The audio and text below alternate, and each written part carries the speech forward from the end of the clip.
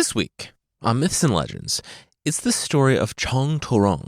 And in it, we learn that a sleepover is not an invitation to move in, and also that maps are helpful, even if you're working with a magic mountain. Then, on the Creature of the Week, it's a creature that's a hoax, or is the hoax a hoax? Meaning that there are actual sea monsters in upstate New York.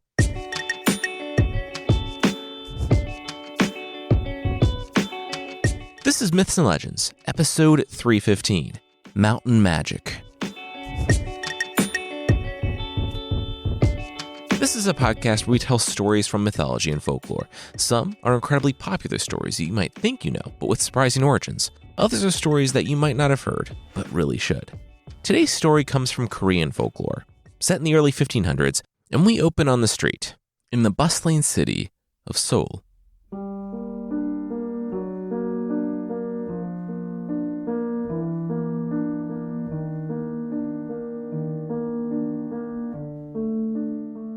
Jongno, or Bell Street as it was known, came to life before dawn. More to life, some argued, seeing as how the east-west strip in southern Seoul never slept. Either way, by the time the sunlight trickled onto the stones, clusters of servants and attendants of the wealthy and important already filled the square around a steady flow of people. And also, he was among them. No employer, no boss, no home. A friend to all the workers, it seemed. He called himself Chong, and through smiles and laughter, the others added Torong, a person, a son, not a man, not a husband. He was defined by what he wasn't. I mean, he did look the part. Flowing hair streaming down to his back that whipped in the wind. The appearance of a bachelor in his 40s, who slept on the side of a building. There was a harshness to his features, made worse by the smudges of grime across his cheeks, caked onto his brows, and packed beneath his nails. The people who passed that gave him a wide berth sneered. That was why he didn't have a family. All that was known was that he was dirty, always dirty, and with a scratchy bag draped over one shoulder, the open end cinched between his fingers. Chong Torong was a beggar, a man with a backstory everyone filled in with the failures and foibles that they would surely never fall victim to, but also a backstory no one knew. Through and beyond Seoul, he trudged with his sack, stopping in this neighborhood or that one, bowing in acceptance of any meager provisions others might toss spare. His presence became as familiar and as constant as that rising sun. At night, he always returned to the city to prop himself against one of the gates along the road and rest before repeating his routine in the morning. No matter where he went for the day, he always began on Bell Street, chumming with the servants and attendants. In a way, they had become friends.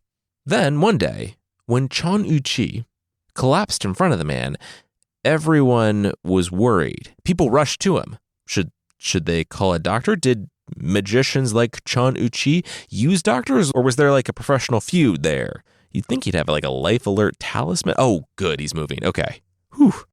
He was rising up to his hands and knees to bow to Chon Torong.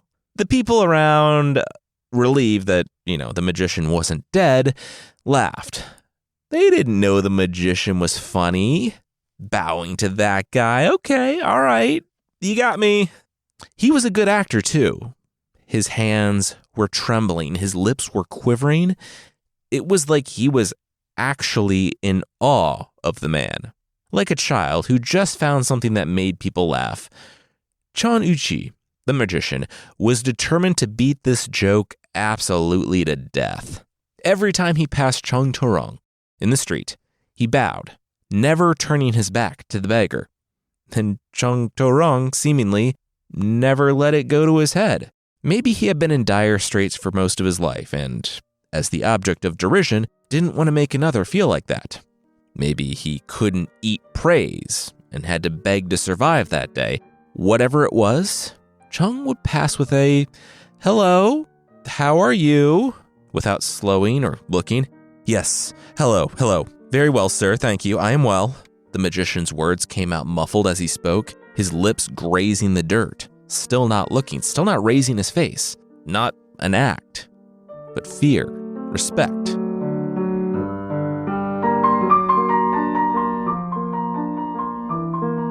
Chon Uchi, the magician, was an odd duck, to put it nicely. So after the 4th week, the servants on Bell Street waved him off and tried to ignore his antics, which he continued, even on days when Chung Torong and his scratchy bag seemed neither to slow or notice him at all. On one particular morning, however, after Chung had left the square, Chon Uchi, the magician, leapt onto a wooden crate and addressed the crowded street. Okay, real talk time. He knew what they thought of him. The man closest to him asked how he could tell. Was it the laughing and them telling him exactly what they thought of him? Laugh all you want, but only those with real wisdom knew the truth. He tapped his temple so hard he winced. The challenge was to see it. Could no one else see that Chung Torong was special? Servants and attendants and a few lingering passersby began to nod. Okay, this was unexpected. They'll bite. The magician held up 3 fingers. 1, 2, 3. 3 spirit men in their area. Right? They had heard those, yeah? Well, the greatest of the trio, Chung Torong. A servant guessed from the crowd, his hand waving in the air. That felt like something people would do in school. He had always wanted to go to school. Yes, exactly. Chung Torong. Now you see why I show respect. Apparently, they did not. Spirit men? These names the magician pulled out of a hat? He really was just practicing an act, and not a very good one. Name drop much? The servants and attendants peeled out of the town square, heading to do their employer's bidding for the day, and the magician finally shuffled the other way. And yet, someone remained, taken by what he had seen, by what he had observed from the steps of his home for a few weeks now. He was not a servant, not a magician, but an undergrad, a literary one to boot. So he was on the cusp of that illustrious career that all literary majors knew would absolutely one day be theirs.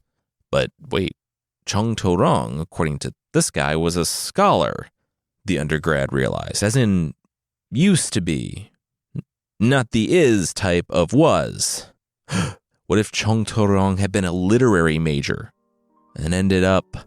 Well, the undergrad would just have to ask Chung about his story the next time he saw him. Yeah, that was what he would do.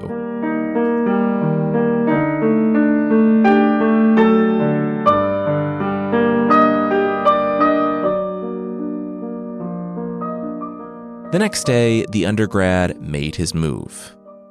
And he could not have been more surprised. A scholar, yes, but before that, Chung Torong had been in a respectable family in the Chola province. A turn of fortune can come for anyone, though, and the same people that celebrate with you might not be the ones to dry your eyes. When he was still in school, typhus fever claimed both of his parents, and with no siblings or other relatives that he knew of, he had found himself utterly alone. He had no practical skills. His parents had worked hard to be able to afford school for him and left him nothing. The debtors came for his house, and the people, well, the people of the village saw him as cursed. He left in the night. I began to beg, he explained. That was how I made it here, to Seoul. The undergrad thought of his own life. He, too, was the only son of a tiny family. He was the only child to have survived, and he was his parents' pride, but if they left him... It wasn't Chung's fault that he was here. The undergrad bowed and stepped aside with the sweep of his hand. His home, his apartment, a place for Chung to rest for a moment, to eat and drink and be refreshed. For the next hour, they chatted and relaxed. For the next year, Chung accepted invitations from the undergrad to join any and every celebration that happened in the young man's home. The year after that, it was the same. And for several years thereafter. Then, one day, the invitation went unanswered. Not a no in the case of other plans or not wanting to impose, just nothing. Because Chung Torong did not mingle with the servants and attendants out front or pass by the front step. there was no invitation to make because he was not there. Any number of reasons might explain this absence, and the young man hoped it was due to kindness. Perhaps another host in some other city had invited Chong inside to rest his weary back or given him a path back to society. I will hear about his adventures when he returns, the undergrad told himself. Except by now, he was a master, a true scholar. Perhaps I will see Chong tomorrow.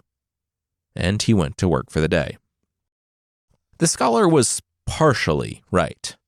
Chong Torong did return, but he no longer carried a bag over his shoulder, no longer smiled or joked with the servants outside.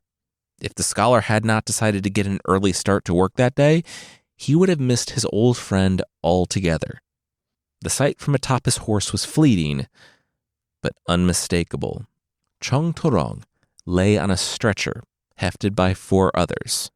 By the looks of it, they were taking him to the Watergate. The man's face looked peaceful, but cold, and he did not look over when the young man called. There was an emptiness the scholar knew could mean only one thing. He's gone. 5, 10. Fingers sprouted from the scholar's fists, then disappeared and sprouted again. 15. Really? 15? Chong Torong had begged up and down the street, talking and laughing for 15 years. He became friend to countless people there, became the sight everyone saw when they started their day, and now this? A body on a stretcher whisked away to lie unmourned in an unmarked grave? He looked across the faces streaming up and down Bell Street.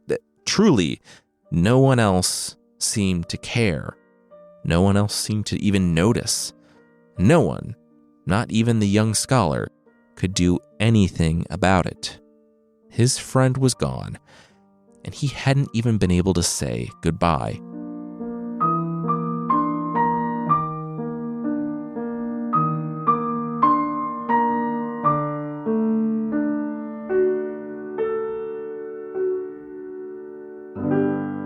We'll take a big step forward in time, but that will be right after this.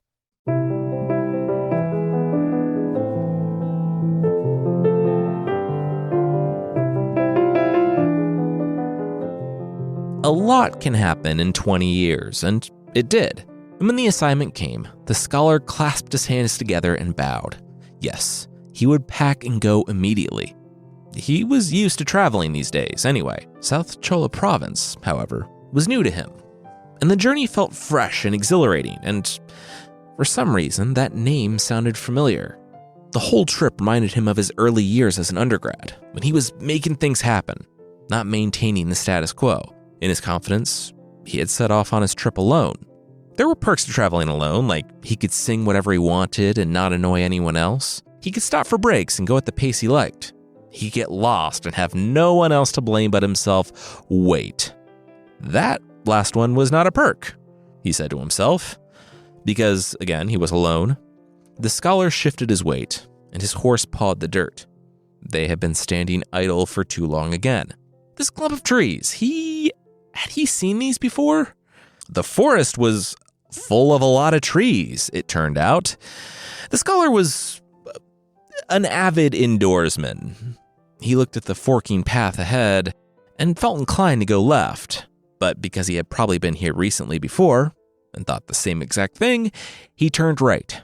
It put the mountains on his left, which felt correct at the beginning, before an all too familiar rock formation appeared around the next corner and... seriously, in time, sunlight began to dwindle, and the scholar slowed to a final halt. The mountains had somehow ended up on his right side now, and the late realization made his heart sink. He had been going in a massive circle. Fantastic. He would have to wait out the night before moving again.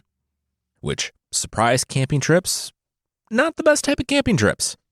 That was when he noticed a worn footpath winding through a part of the grass. With all the trees, woodcutters and other workers probably frequented this area. That was probably one of the paths they took. So at the end of it, there might be a village full of people who could tell the scholar which way to go. It made total sense, and since it was the only way he could see to get out of the circle, he turned his horse and headed off down the narrow trail. Grasses brushed against his feet for a while, but then the path grew rocky, and his horse began to stumble. He patted his mare's shoulder and returned to his thoughts. He was trying to make a mental log of his journey, but then he noticed the path was soft and loamy, no longer dusty or treacherous with rocks and roots to navigate, but carpeted with emerald moss. The grass flanking the path was shorter than before, but fanned and swayed in an array of greens and blues and purples that seemed to change as they bent. Even the trees were different, more pine-like, but not close to anything he had seen before. He was 100% absolutely lost now, and he had no idea how he arrived there, and yet it was a wonderful sight. The sound of hooves brought a flutter to his chest. There were people here, and he remembered why he went down this trail. There might be people who would give him directions. People that turned out to be one man, dressed in deep forest greens. Okay, he could work with that. He moved his horse off the path to give the man some room. The man's fabrics shimmered and glittered, though neither word truly captured the presence of his garb. Ethereal was how it was described in the text. Surely he was somebody important, but who? What noble, what lord could look so fresh out in the middle of wherever this was? How wonderful to see you after all this time. The gentleman greeted with open arms. Come, I live nearby. You can be my guest. The young scholar only blinked. He did not recognize this person who seemed to already know him. Attendants emerged in a pair of columns from behind the noble's horse, beckoning the visitor down from his mount, with voices full as a choir, which there's rich and there's choir guys singing to you as you park your car rich. So, On foot, the scholar followed the man in green, who was now also on the ground. But while the gentleman seemed to float, the hem of his robes barely grazing the ground, the scholar huffed and half jogged just to keep up. After about a mile, they turned a corner, and the young man stopped in his tracks. His host lived in a mansion, a palace, wide and long. The castle soared with a roof stretching into the sky. Okay, sure, why not? The green man lived in a castle. I must leave you now, the gentleman chuckled. My attendants will see you inside. On cue, the front doors eased open, and 2 more columns of attendants flowed out with inviting arms. They waited as the scholar climbed the front stairs, then led him past room upon room. On the second floor, they followed the sound of laughter to a large room with lots of seating. Inside, children played, and even more attendants scurried around the room, and there, in the center, sat the host. The man from the woods, now dressed in shining gold. His face and his robes seemed to glow. In fact, everything about the palace and land glowed. The scholar knew, at that moment, that he was no longer on Earth. In a panic, he fell onto his face, pressing his forehead onto the floor. He did not dare to look up, even when the host's warm voice fell softly on his shoulders.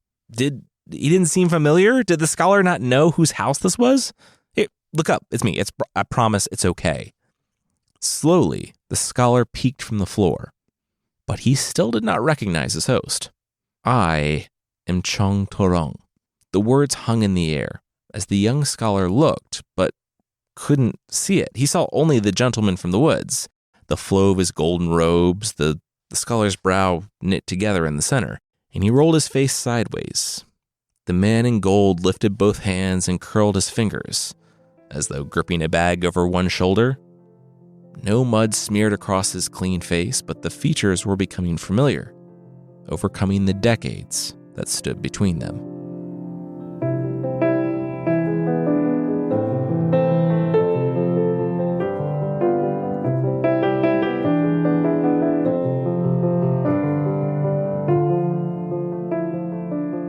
This world felt like heaven. It was beautiful. Foods he had never tried and foods he had always loved filled the many plates before him without end. Together, Chong and the scholar feasted, while creatures with faces as radiant as precious gems played instruments and danced along the edges of the hall. Then, as the hour grew late, the host grew solemn and misty-eyed. Truth is, he shared, I am a genie. 4 mountains, Chung said. There were 4 mountains where the genie lived. And one of those was the hill the scholar had been circling for hours. The scholar sat back, so it was magical. It wasn't just me. Getting lost? No, that was completely you, Chung laughed. Then he grew serious again. For his time on Earth, Chung Torong had found himself in exile. That was why he was on Earth. It was entirely his fault. He was not going to go into it or give any other details. But his eyes glistened. You were kind to me on Earth. And I never forgot. The scholar hung his head. He had wished many times that he had been able to say goodbye. The image of Chung lying dead on a stretcher was one he never forgot. Oh, I was not dead, the genie explained. I mean, yes, I was completely dead. But it was a good day, a joyous day. My exile in your world was over. It was time to come home. Chung rose and looked out on the heavenly mountains. It had been, 20 years? He heard that the scholar would be in the area and begged with those above him to make the visit happen. The meeting of the worlds, it wasn't a normal occurrence. It was the scholar's kindness. In his days on Earth, the scholar was Chung's only friend. Well, that and the weird magician guy. That guy almost blew his cover. It was like witness protection or the Matrix. He'd have to be reinserted back into a different town and be a whole thing. Anyway, that's a digression. He raised a cup, and at his cue, the music and laughter resumed. For several more hours, they continued feasting and enjoying each other's company. Neither full nor hungry, thirsty nor bursting at the seams, this was a place to just be, and the scholar basked in that amazement. That evening, the attendants led him down a staircase, through a courtyard, and into a flourishing garden. At the center stood a large pavilion with windows made of jade, outlined in jewels beneath a soft purple sky. It was night, but not dark. The scholar should be tired, but he wasn't. Instead, quote, his body was so rested and his soul so refreshed that he felt no need of sleep. And so he lounged inside the pavilion, not sleeping, but soaking in a peace that he had never experienced before. No deadlines, no stress. He sighed and settled deeper into the pillows. He never wanted to leave.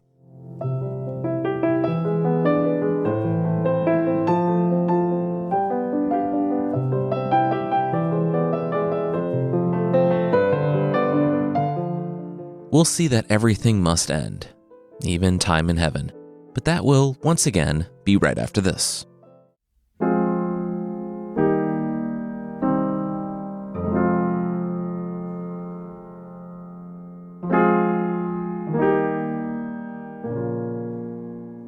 When the morning came, the sun melted from purple to pink, and then to the faintest seafoam green, as the scholar followed the attendants back inside. This time, they settled into a hall on the first floor with an even bigger table, already laden with the feast. At the head of the table sat the genie, this time dressed in silver. Midway through the meal, Chung Torong broke the news. It was never the right time to share this sort of thing, but given the scholar's excitement and the question of, what shall we do tomorrow? It was better to just rip off the proverbial Band-Aid. Besides, he couldn't risk breaking any rules and risking exile a second time. I mean, compared to a Chinese story like The Monkey King, where celestial beings get cast down to Earth to become monsters and eat people, in the story from the Korean Peninsula, where the guy would just have to sit in timeout for 20 years as a beggar, comparatively not bad, but not something that Chung Torong wanted to repeat. He shuddered. Earth, am I right? But goodbye? Why do we have to say goodbye? The scholar felt what he thought was a sadness, but even this, and this heavenly place, was a softer feeling than on Earth. You're sure I can't stay? Chung Torong understood. Really, he did. But this place was not meant for human people to dwell in for too long. The scholar was different from most. Kind. If anyone deserved to be in this place, it was him.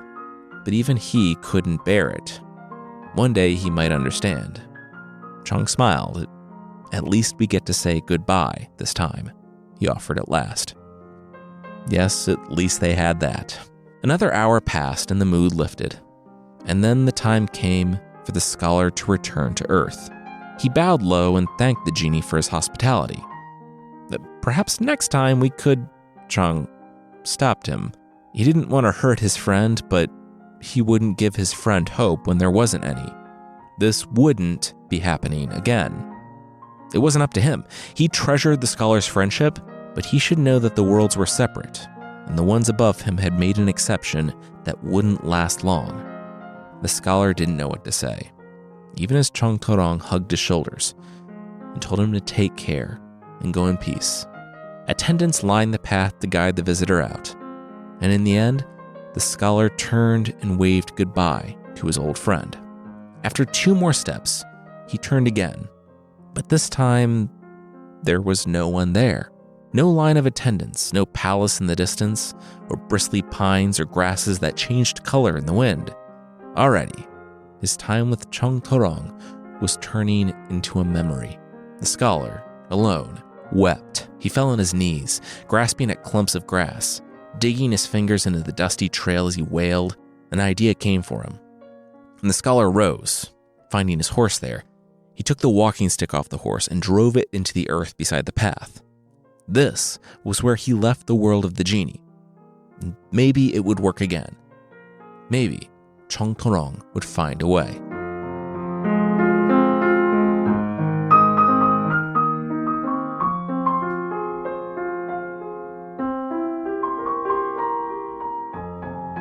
In 1 year's time, the scholar retraced the steps all the way to the stick he left in the ground. At least, he tried to. The path he remembered was too overgrown to find. And as he wandered around the mountains as he did before, he listened for the march of hooves, but they never came.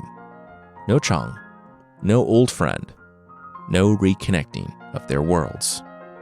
"I have never stopped looking," the scholar said.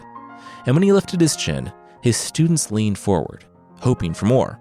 The master's class was always full, and though the scholar was 90 years old, the undergrads spoke of his young spirit, his kindness, and the spark that he carried.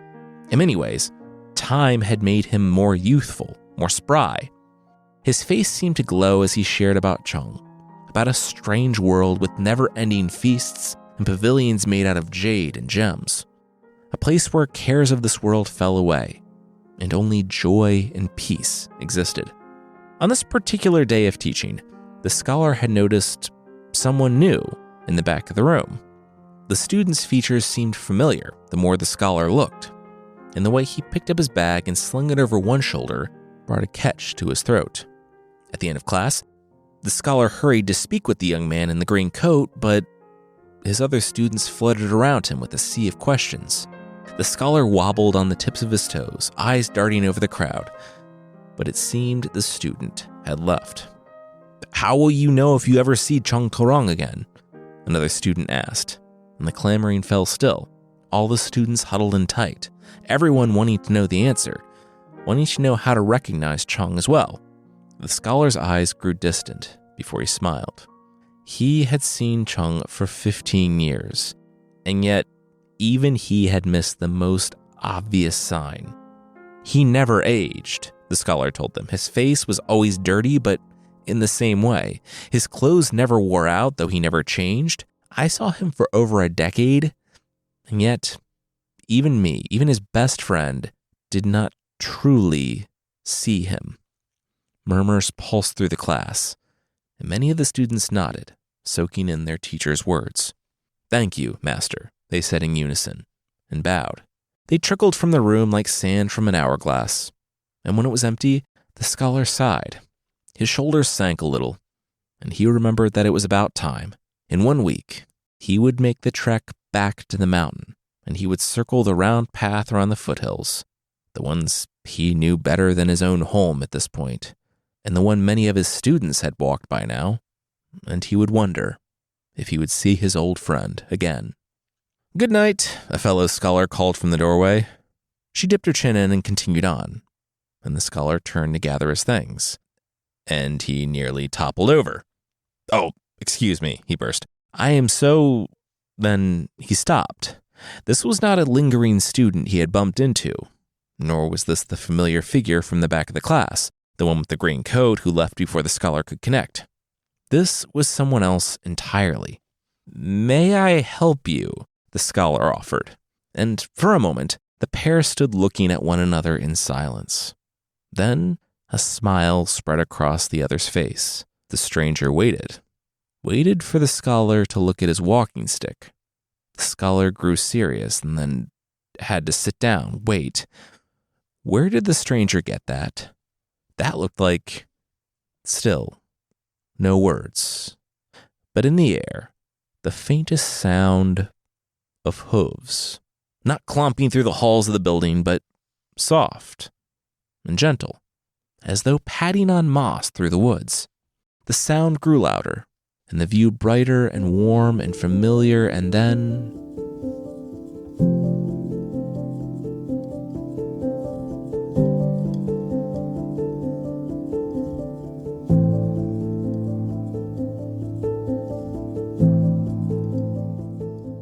In the morning, the scholar's colleagues would greet him from the door. They would pause and repeat themselves and enter, only to grasp at the realization. The scholar did not kneel behind the table with his face lowered on his notes, in thought or in sleep, but in having passed in the night. 90 years old, and he left softly, peacefully, and with a smile across his face.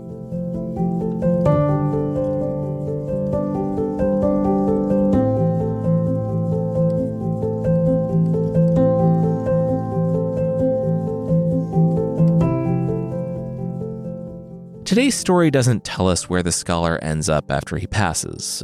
Does he see Chung again? Does he not? In the original, there's no mention of the attendant or the horse hooves in those final moments, but it does say that he passed peacefully at 90 years old. Regardless, there are some good reminders in here, namely that we should be kind to others, and also to always look for the person and their story beneath appearances. What I liked about this story was that, even though the story doesn't try to hide that Chung is special, it didn't take away from the reveal for me. I like how, on this podcast, we can tell stories that are short tales about kindness, acceptance, and moving on after loss, alongside, well, Zeus being Zeus, homicidal mermaids, and Viking blood feuds. We found this story kind of quietly moving, and we hope you enjoyed it too. Next week is a classic fairy tale that involves murder fairies, dragons, mythological dwarves, and a kingdom of cats, in case you thought we were getting too lofty in our themes. After that, it's back to the Monkey King, and then, the first week of next month, it's the story of Hephaestus. Hephaestus, according to the pronunciation aids on the internet, or Hephaestus, according to everyone who reached out after I said Hephaestus on last week's episode. If you'd like to support the show and enjoy ad-free episodes and bonus stories, there are two ways to do that.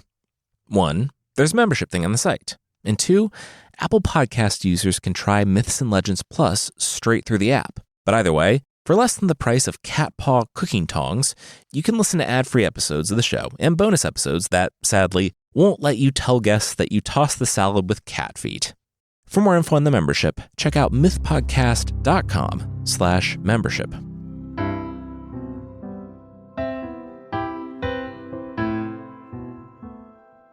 The creature this time is the Silver Lake Serpent from upstate New York in the United States. It's July 13th, 1855. 7 people, 5 men and 2 boys, row out at night on the lake to fish.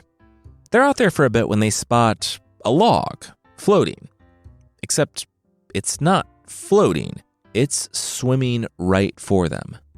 And it's not a log, it's a serpent. The men scream as the serpent rears from the water and flaps its fin in warning. It fills their vision, and there's no denying what they see. Silver Lake has a monster lurking in its depths. The men row back to shore as quickly as they can, throwing open the door to a nearby hotel and yelling for the patrons at the bar and the diners. The serpent. There's a serpent in the lake.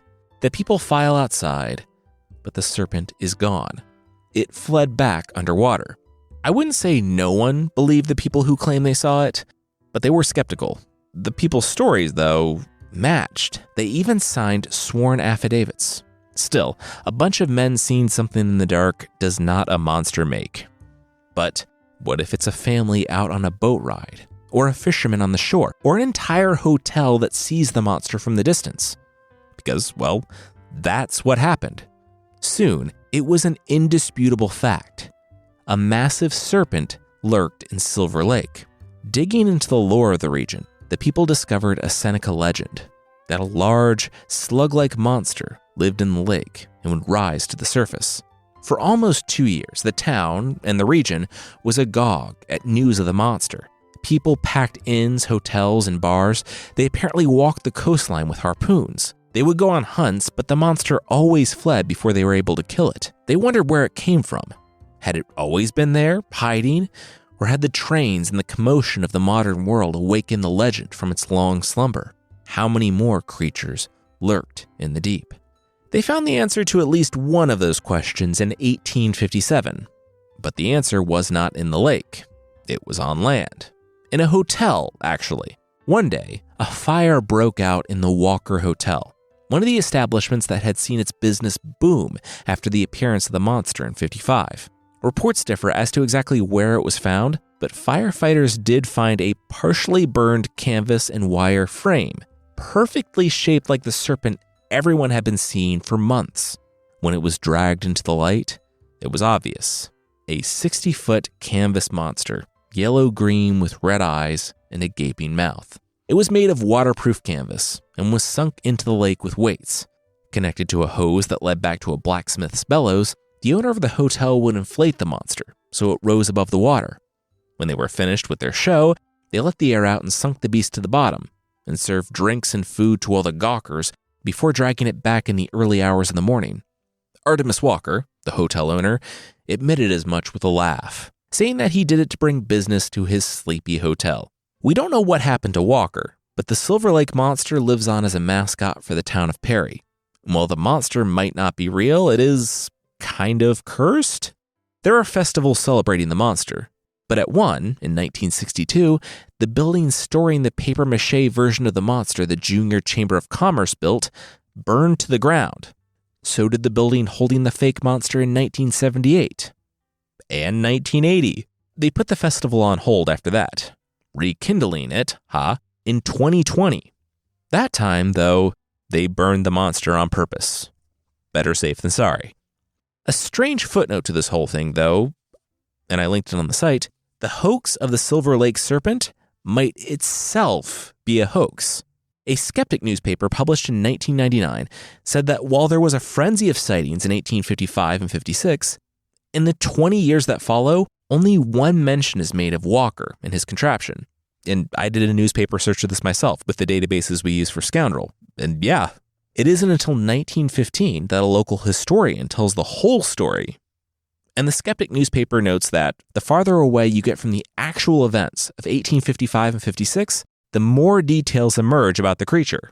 So yeah, I think the only conclusion we can draw from the skeptic newspaper is that sea serpents do absolutely exist in upstate New York, which I can imagine was exactly the skeptic newspaper's intention.